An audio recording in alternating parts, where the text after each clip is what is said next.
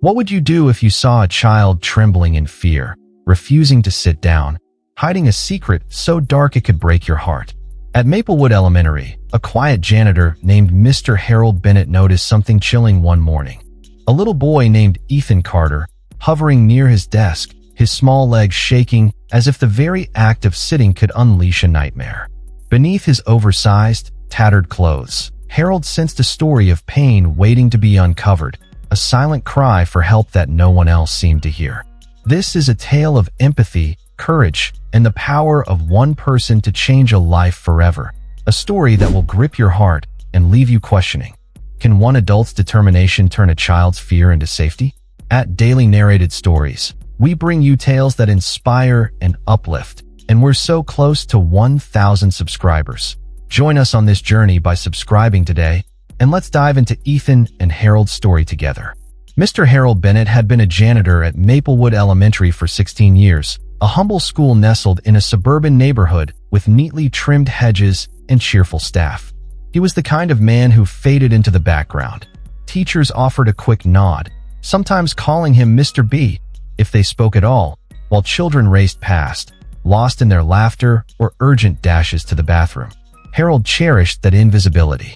It let him watch the world unfold without the burden of forced conversations.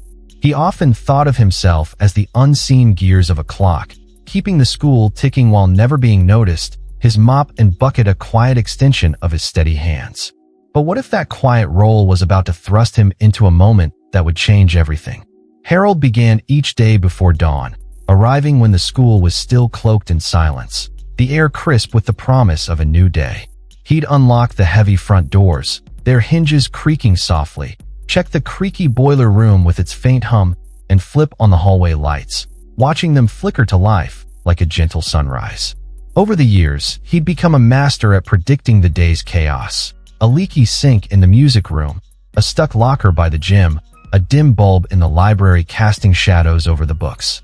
He knew every inch of Maplewood, from the scuff-prone tiles in the cafeteria to the doors that groaned without a touch of oil. But more than that, he knew the people, the teachers who arrived early, their arms full of lesson plans, their footsteps hurried, and the children who lingered in the halls, seeking a quiet comfort away from the demands of class. Their small faces a map of emotions Harold had learned to read. Harold took pride in his meticulous nature, a trait honed over 16 years at Maplewood Elementary. He knew where to find spare light bulbs in the cluttered storage closet, which floors scratched the easiest when kids dragged their chairs across the linoleum, and which teachers needed a moment of peace before the morning bell, their eyes heavy with the weight of the day ahead. The scent of wax polish and the faint hum of the school's old heating system were as familiar to him as his own heartbeat. But beyond the physical space, Harold's sharp eyes caught the subtler details. The children who seemed adrift, their shoulders hunched with an unspoken weight, their laughter a little too forced or absent altogether. He never pried, but he kept mental notes, a silent promise to himself. Be vigilant, be there, and if a child ever needed help, he'd act. Over the years, he'd made small gestures, slipping a lost scarf back to a shy girl who'd been too afraid to ask, leaving tissues near a boy who often cried after lunch, or alerting a teacher to a playground scuffle he'd overheard while sweeping the blacktop. These acts felt like whispers of kindness in a noisy world, but they also reminded Harold of his own childhood, when a janitor's quiet nod had once made him feel seen during a dark time, a memory that lingered like a soft ache in his chest. In his 16 years at Maplewood, Harold had seen all kinds of children, some loud and brimming with energy, their voices echoing down the halls like a summer storm. Others so shy they seemed to shrink into themselves, their footsteps barely a whisper on the tiled floors. And a few who carried burdens too heavy for their small frames, their eyes holding a quiet sorrow that tugged at Harold's heart. He remembered a girl from years ago, her name long forgotten, who'd flinched at loud noises, her tiny hands trembling as she clutched her lunch tray, her eyes darting like a cornered animal. He'd never learned her story, but the memory lingered, a reminder of how children could hide their pain in plain sight. But none had ever stood out like Ethan Carter. From the moment Harold first saw him, the boy was different. Ethan never sat, not in the cafeteria, where the benches creaked under the weight of chattering kids. Not during story time on the rainbow rug, where other children sprawled comfortably. Not even at his tiny desk in Miss Clara Evans' classroom. He lingered at the edges of every space, pressing himself against the walls as if he could disappear into the paint, his small body a shadow against the bright posters of smiling cartoon animals. Ethan was a small boy, perhaps 9 years old, with a mop of messy brown hair that often fell into his wide, wary eyes, giving him the look of a startled deer. His clothes were always too big, hand-me-downs, Harold guessed, his pants ending just above his ankles, the cuffs frayed and stained with mud, his shirts hanging like a tent over his thin frame, the sleeves slipping down to cover his hands. He often stood with his arms crossed tightly over his chest or clasped behind his back, as if bracing for a blow that might come at any moment. Harold noticed the way Ethan's fingers twitched, the way his shoulders hunched inward, as if he were trying to make himself smaller, invisible. When Harold caught a glimpse of Ethan's face, he saw a haunting fear in the boy's gaze, a look that seemed to anticipate punishment for crimes he hadn't committed. The air around Ethan felt heavy, charged with an unspoken dread that made Harold's chest ache. What could make a child so afraid of something as simple as sitting down? Was it a fear born at home, in a place that should have been a sanctuary but instead held terror? Harold began to notice Ethan's patterns, each one a thread in a tapestry of fear. In the cafeteria, the boy leaned against a table rather than sitting on the bench, his eyes darting around as if searching for an escape, the clatter of trays and the hum of conversation seeming to press against him like a physical weight. During recess, he hovered near the chain-link fence, his small hands gripping the cold metal, his body rigid whenever an adult approached, his breath quickening as if he might bolt at any moment. In class, when Miss Clara asked him to sit, Ethan would mumble something about getting in trouble if he sat too long, his voice so soft it was nearly swallowed by the rustle of papers and the scrape of chairs. The words sent a chill through Harold, a cold finger tracing down his spine. Who would punish a child for sitting? Teachers often urged restless kids to sit still, not the other way around. Ethan's fear hinted at a rule imposed far beyond the school's walls, a rule that made Harold's stomach twist with unease, a suspicion that grew with each passing day, whispering that Ethan's life held a darkness he couldn't yet see. Miss Clara seemed exasperated by Ethan's behavior, her patience wearing thin like a threadbare cloth. Harold overheard her speaking to an aide one morning, her voice tinged with frustration as she stood by the classroom door, her arms crossed. "He's been flagged for oppositional defiance," she said, her brow furrowed, her tone a mix of concern and exhaustion. "He's so anxious, it looks like defiance. He won't do the simplest things, like sitting down. We have to document everything." Harold tucked that phrase away, document everything. How many reports had been written about Ethan, he wondered. How many adults had dismissed his fear as misbehavior, their pens scratching out labels that hid the truth. The thought gnawed at him, a quiet suspicion that the boy's story was darker than anyone realized. He remembered a training session years ago, a brief workshop on spotting signs of abuse, flinching, avoidance, unexplained injuries. Ethan's behavior ticked too many boxes, and Harold felt a growing dread that he was witnessing a child slipping through the cracks of a system meant to protect him.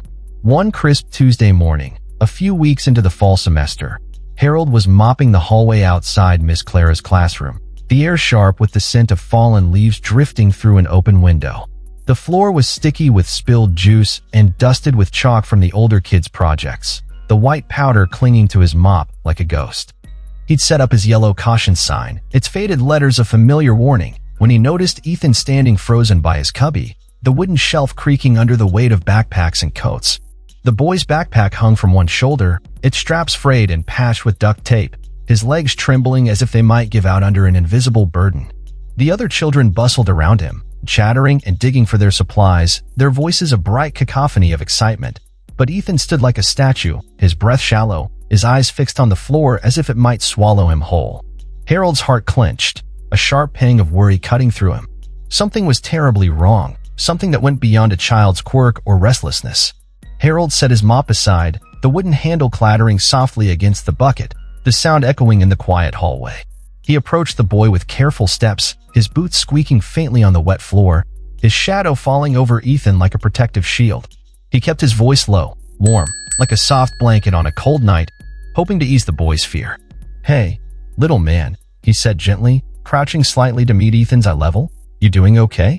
Ethan's eyes flicked up for a heartbeat, wide and glassy with unshed tears, then dropped back to the floor, his small hands twisting the strap of his backpack.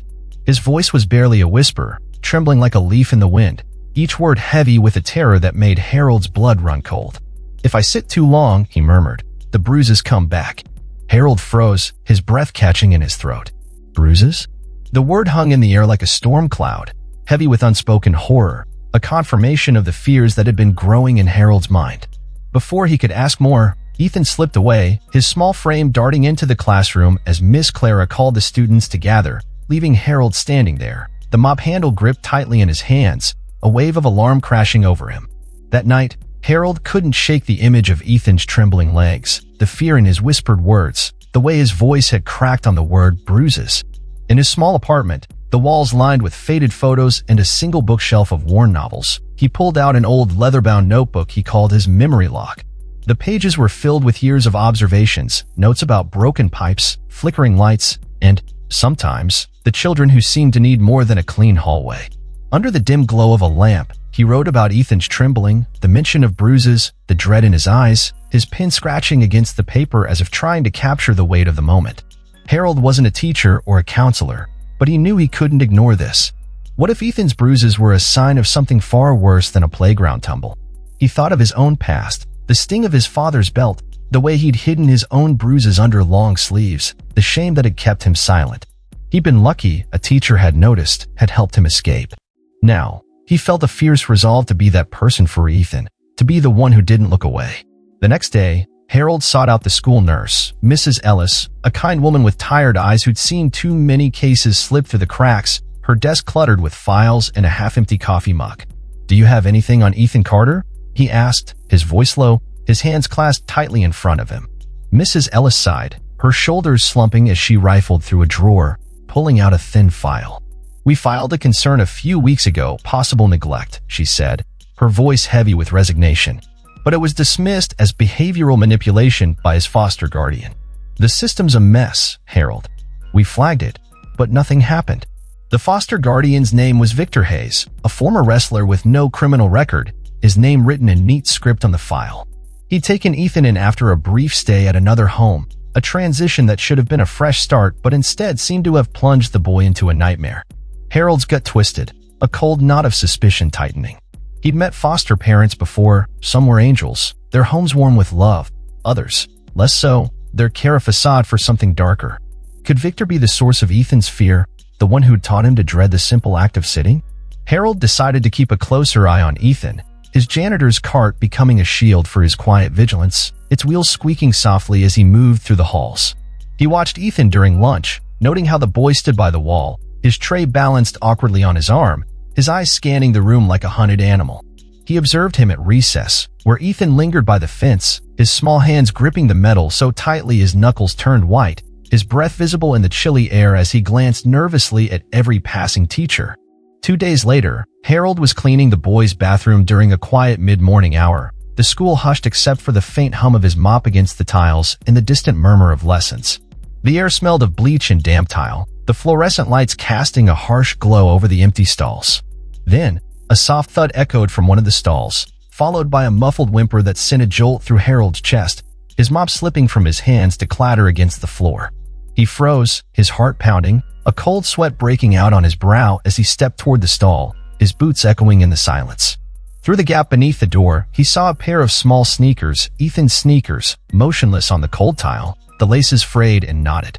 Harold knocked gently, his voice steady despite the fear clawing at him, his knuckles rapping softly against the metal door. "Hey, you okay in there?" Silence answered him, a heavy, suffocating silence that made his pulse race. He pushed the door open, it wasn't locked, and found Ethan kneeling on the floor, his arms wrapped around his stomach, his head bowed, his small body trembling like a leaf in a storm. The back of his shirt was stained with small, dark patches of blood, as if fresh wounds had reopened, the crimson stark against the faded fabric. Harold's breath caught in his throat, a wave of horror washing over him, his knees nearly buckling as he took in the sight. He crouched down, his knees creaking, the cold tile biting into his skin, and spoke softly, his voice a lifeline in the dim stall. "What happened, buddy? Are you hurt?" Ethan's body shook, his breath hitching like a trapped bird, his small hands clutching his stomach as if to hold himself together, his face pale and streaked with tears. After a long, tense moment, Ethan whispered, his voice raw with fear, each word a dagger in Harold's heart. "If I sit all day, it means I'm lazy. He says lazy kids get the stool." Harold's mind reeled, a dizzying mix of confusion and dread swirling in his chest. "Stool? What do you mean, Ethan?" The boy's eyes brimmed with tears, his voice breaking as he spoke, his small frame shrinking even further. "There's a wooden stool at home. If I move too much, it leaves marks. He hit me for not standing straight." Harold felt a surge of rage, hot and sharp, burning through him like wildfire, but he forced himself to stay calm for Ethan's sake, his hands trembling as he reached out but stopped short of touching the boy. He helped Ethan to his feet, careful not to touch the tender spots. The boys went to silent testament to his pain and guided him to the sink, the faucet dripping with a slow, steady rhythm. "We'll get you cleaned up," he said, his voice a soothing balm, the water running cold over his hands as he dampened a paper towel.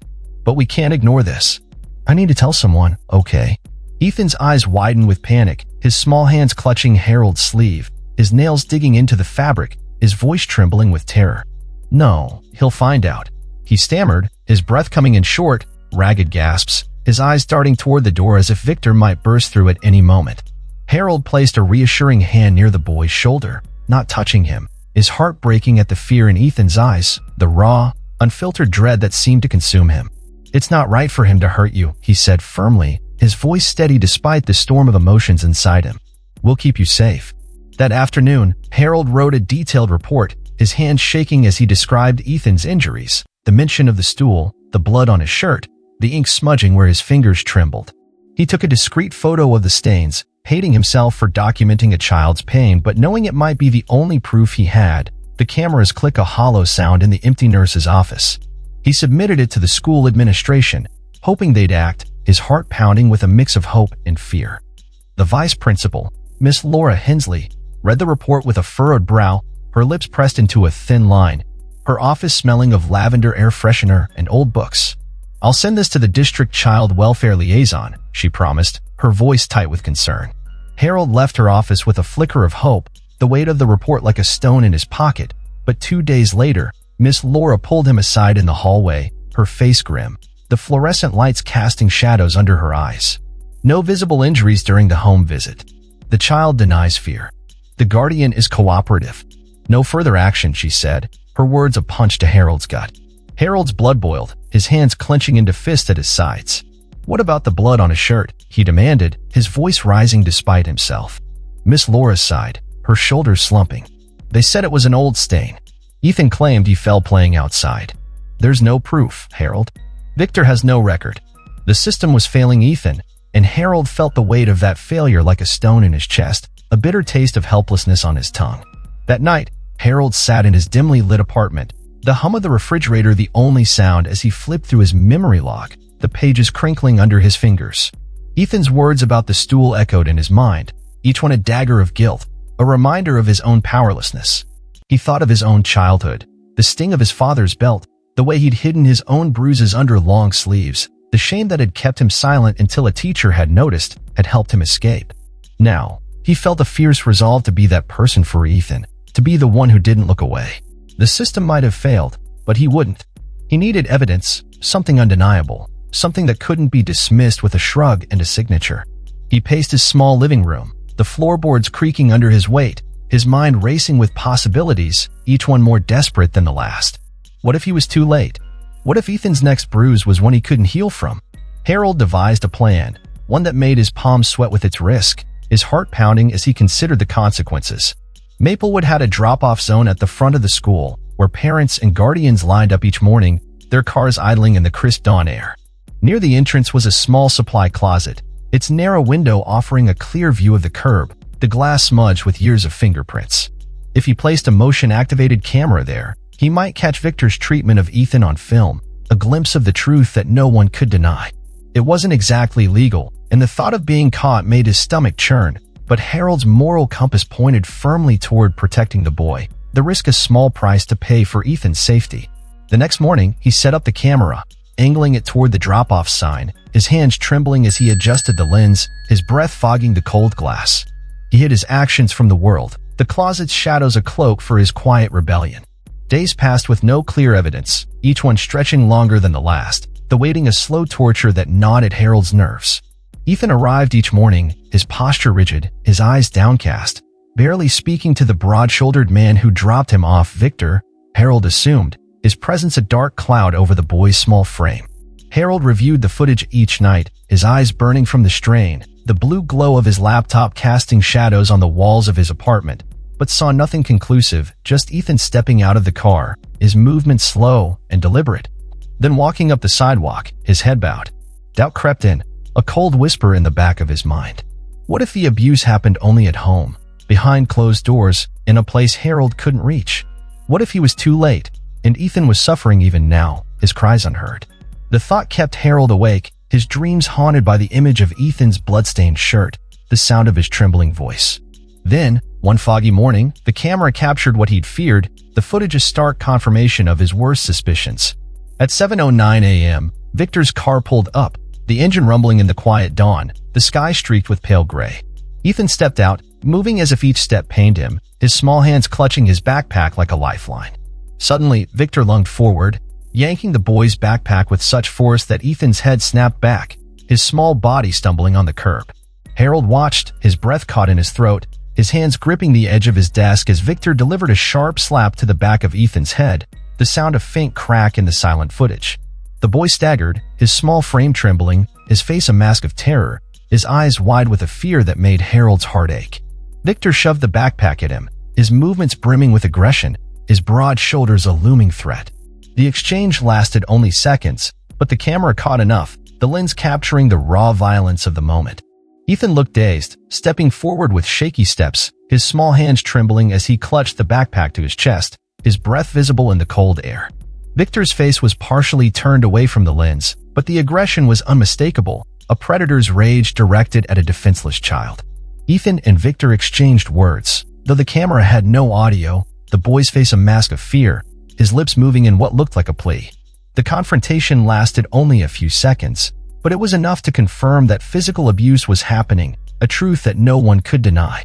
Harold's heart pounded as he rewatched the clip, his hand shaking as he saved the footage to a USB drive, making a backup just in case, the small device a lifeline in his trembling fingers. This was proof that Ethan's injuries weren't imagined, proof that the system had failed to see. But would the school dismiss this too, burying the evidence in a file marked unsubstantiated? The fear of another failure gnawed at him, a shadow over his fragile hope. Harold considered turning the footage over to the school again, but the memory of Miss Laura's helpless shrug stopped him cold, her words echoing in his mind. There's no proof. He feared another cover-up, another bureaucratic runaround that would leave Ethan in danger, the system's wheels grinding too slowly to save him. He remembered Mrs. Ellis' offhand comment about the system being a mess, her tired eyes a mirror of his own frustration. He needed someone who would act, someone who wouldn't let the system bury the truth, someone who could cut through the red tape and protect Ethan before it was too late. That was when he thought of his sister, Rachel, a fierce juvenile court advocate in a neighboring county, her office walls lined with awards for her tireless work. She knew child protection laws inside and out, and she'd always been a fighter for the underdog, her passion a beacon in a world that too often looked away.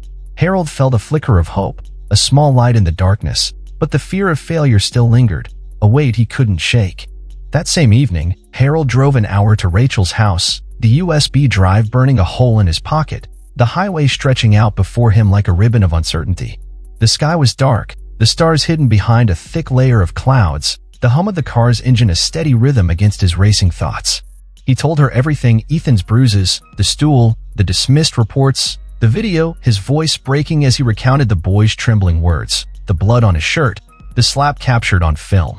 Rachel listened with her jaw tight, her eyes filling with furious tears, her hands clenched into fists on the table. "This can't be ignored," she said, her voice a low growl, taking the USB with a determination that made Harold's chest ache with gratitude. "I'll get it to a trusted contact in Child Protective Services. We'll make sure it sticks." Harold felt a wave of relief, a dam breaking inside him, but a nagging fear lingered, a whisper in the back of his mind. What if Victor's influence ran deeper than they knew? What if the system protected him, as it had so many times before.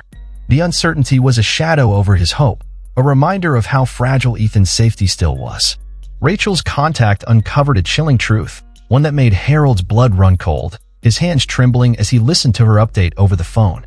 Victor's brother-in-law worked in the regional intake office, a position of power that he'd used to flag complaints about Victor as unsubstantiated, enabling them to be closed quickly, the files buried in a system that valued efficiency over justice. For other children had passed through Victor's home in the past 6 years, each labeled defiant or troubled, before being shuffled to another placement, their cries for help dismissed as manipulation. The pattern made Harold sick, a wave of nausea rising in his throat. A system designed to protect children had instead protected their abuser, a betrayal that cut deep. But the video was undeniable, a stark visual proof that no one could ignore, not even Victor's brother-in-law. Under pressure from Rachel's network and an internal audit, the county acted, their response swift and decisive. Within 48 hours, a new caseworker and a police officer visited Victor's home, their presence a beacon of hope in a long darkness. This time, there were no excuses, no rush denials. Ethan was removed that day, his face a mix of relief and fear as he stepped into the caseworker's car, his small hands clutching his backpack, his eyes searching for Harold in the distance. News of Ethan's removal spread through Maplewood the next morning, a quiet ripple of whispers among the staff, their voices hushed as they passed Harold in the halls. He overheard snippets of conversation, teachers expressing relief, others shaking their heads at the system's failures, their words a mix of hope and regret. But a new problem emerged, one that made Harold's heart sink. The foster system was overcrowded, a labyrinth of bureaucracy that offered little comfort. No homes were available nearby, and Ethan's file, marked with labels like defiant and high behavioral concerns, made potential fosters hesitant, their reluctance a barrier to the boy's safety. Many children in the system faced these difficulties, especially older kids with any mention of aggression or anxiety, their files a scarlet letter that kept them in limbo. Harold's frustration boiled over, a hot surge of anger at a system that had failed Ethan once and was failing him again, its wheels grinding too slowly to offer the sanctuary he deserved. He sat in his apartment that night, the silence heavy, the walls closing in as he wrestled with a radical idea. What if he became Ethan's foster caretaker? Harold was a single man, living in a modest one-bedroom apartment, the space cluttered with second-hand furniture and a small TV that flickered when the weather turned bad. He had no experience raising a child, no roadmap for the emotional weight of fostering a traumatized boy. But Ethan had trusted him in that bathroom stall, his trembling voice confessing the horrors of the stool, and Harold felt a pull he couldn't ignore, a sense of responsibility that went beyond his role as a janitor. He thought of his own childhood, the teacher who'd saved him, the way her kindness had been a lifeline in a sea of pain. Now, he wanted to be that lifeline for Ethan, to offer the boy a safe harbor in a world that had been so cruel. After a sleepless night, his mind racing with doubts and hopes, Harold approached the caseworker, his voice steady despite the nerves that churned in his stomach. "I'd like to foster Ethan," he said, his hands clasped tightly in front of him, his heart pounding with the weight of his words. "I know I'm not the usual candidate, but I can't let him go to another bad home." The caseworker blinked, surprised, her pen pausing over her clipboard, her eyes searching Harold's face for a moment. "It'll take emergency approval, background checks, a home visit," she said, her tone cautious but not dismissive. "But we're short on fosters." "It's possible." Over the next few days, Harold threw himself into the process, paperwork that seemed endless, interviews that left him drained, preparing his apartment with a frantic energy he hadn't felt in years. He bought a second-hand bed frame, its metal frame creaking as he assembled it, turning his living room into a bedroom for Ethan, the space small but warm with a new lamp and a soft blue blanket. He called on friends to vouch for him, a teacher who'd always admired his quiet strength, a neighbor who'd seen his kindness over the years. Every doubt was silenced by the memory of Ethan's trembling voice. "If I move too much, it leaves marks." The words were a fire in Harold's chest, a reminder of why he couldn't give up. Finally, the approval came through, contingent on further checks, the caseworker's voice a lifeline over the phone. That evening, a sedan pulled up outside Harold's apartment, its headlights cutting through the dusk, the air heavy with the scent of rain.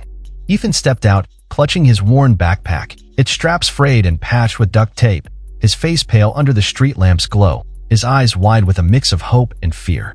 Harold met him at the door, his heart pounding with a mix of joy and fear, his hands trembling as he opened the door. Ethan's voice was small, trembling, each word a fragile thread. "Are you sure I can stay? I don't want to get in trouble if I sit." Harold's eyes stung with tears, his throat tight with emotion. "You're safe here," he said, guiding the boy inside, his hand hovering near Ethan's shoulder, careful not to startle him. "No trouble for sitting, not ever." The road ahead would be hard, with legal battles and emotional scars to navigate. But for the first time, Ethan had a safe place to rest, a sanctuary where he could begin to heal.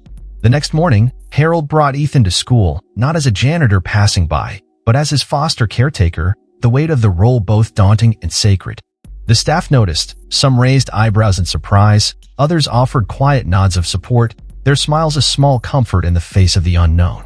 There was no fanfare, just a subtle shift in the air, a recognition of Harold's quiet heroism.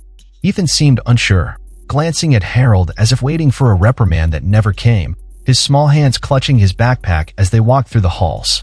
Harold adjusted his work schedule, coming in earlier to finish his tasks, the pre-dawn silence of the school a familiar comfort as he swept the floors and checked the lights, ensuring he could be there for Ethan after school.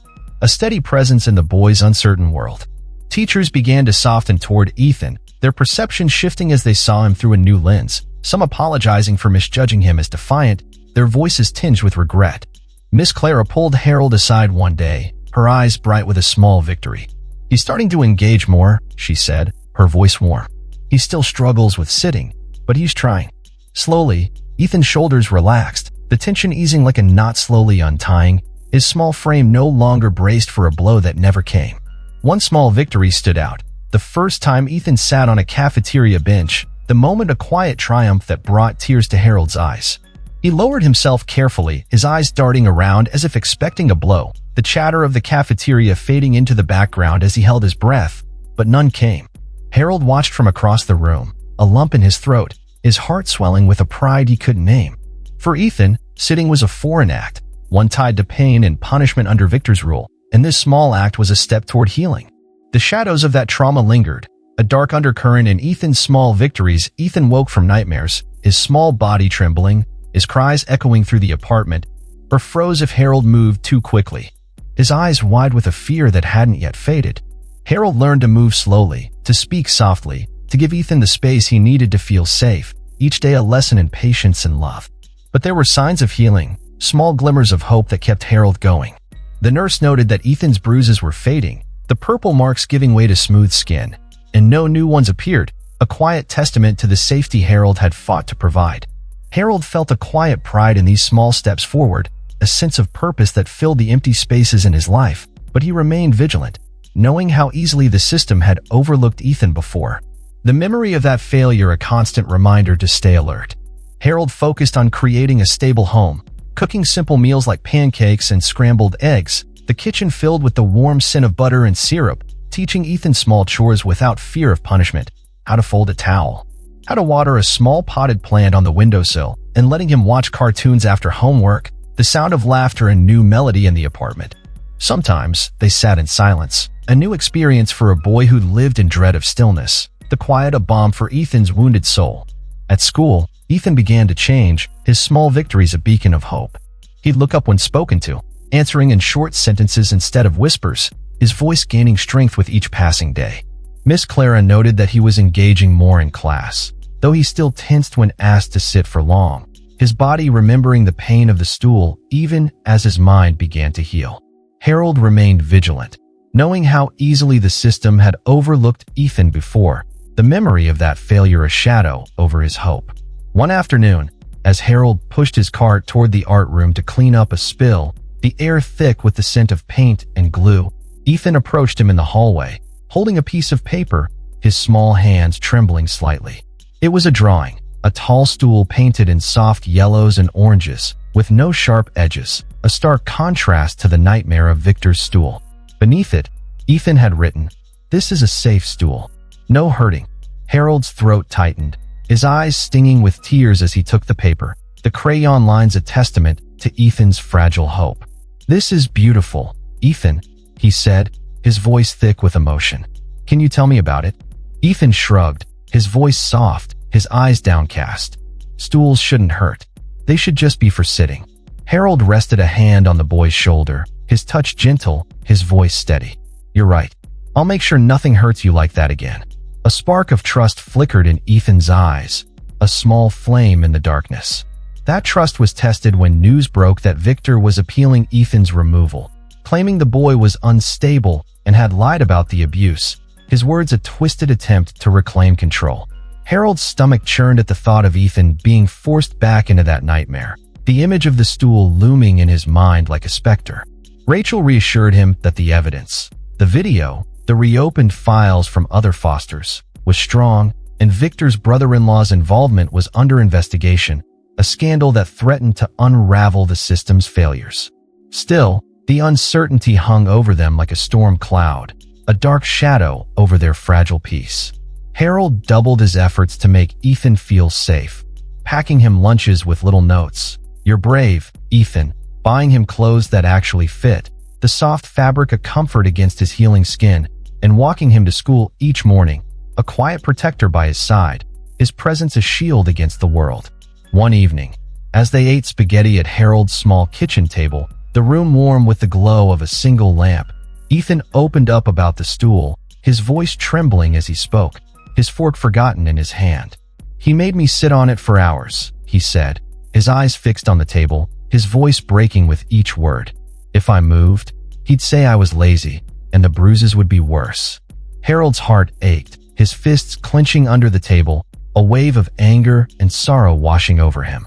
"Did he do that a lot?" he asked softly, his voice a gentle anchor in the storm of Ethan's memories. Ethan nodded, tears spilling down his cheeks, his small hands trembling as he wiped them away. "He said it was for my own good," the boy whispered, his voice raw with pain.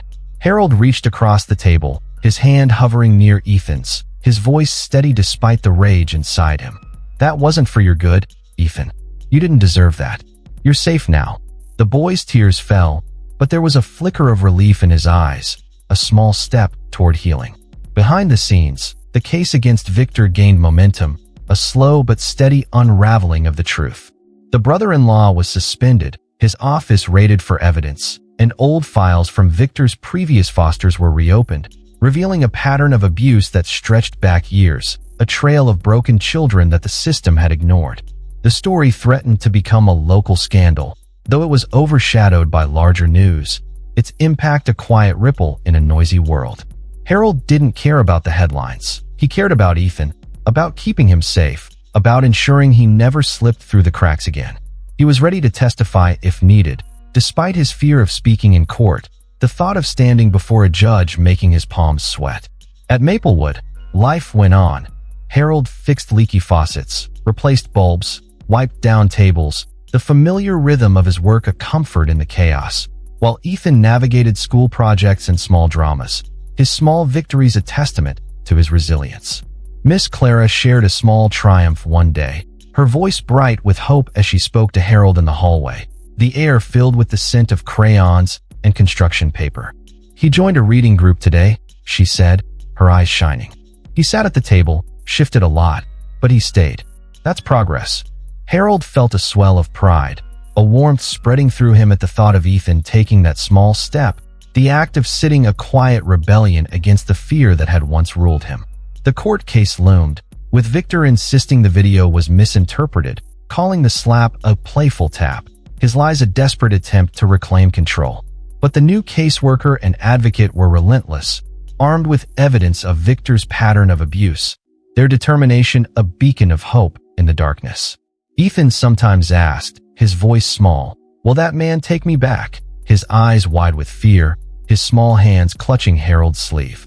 Harold reassured him, his voice steady, but the question lingered, a shadow over their fragile peace, a reminder of how much was still at stake. The turning point came on a rainy Thursday, the sky heavy with dark clouds, the air thick with the scent of wet pavement.